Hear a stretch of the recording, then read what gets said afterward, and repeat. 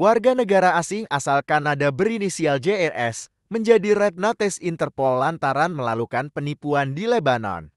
Dalam pelariannya, bule itu dapat diamankan oleh imigrasi Ngurah Rai di Bali. Kini, pria itu pun dideportasi pada Selasa 13 Agustus. Kepala Kantor Imigrasi Ngurah Rai Suhendra menjelaskan, JRS menjadi subjek Red Notice Interpol atas permintaan pemerintah Lebanon terkait kasus penipuan. Tak tanggung-tanggung, kerugian yang diakibatkan oleh penipuan tersebut mencapai 350.000 dolar Amerika atau sekitar 5,7 miliar rupiah.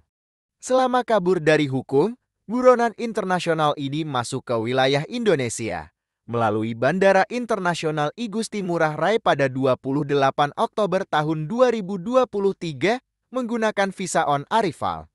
Izin tinggal yang dia miliki hanya berlaku sampai 26 Desember tahun 2023.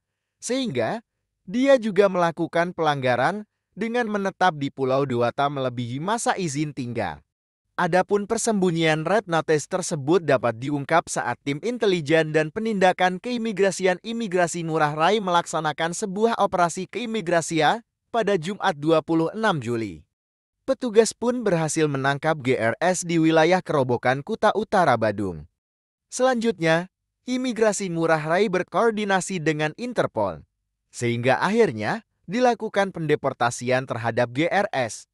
Kepala Kantor Wilayah Kemenkumham Bali Pramelayu Nidar Pasaribu menerangkan, jajaran imigrasi di wilayah Bali terus melakukan pengawasan dan penegakan hukum keimigrasian.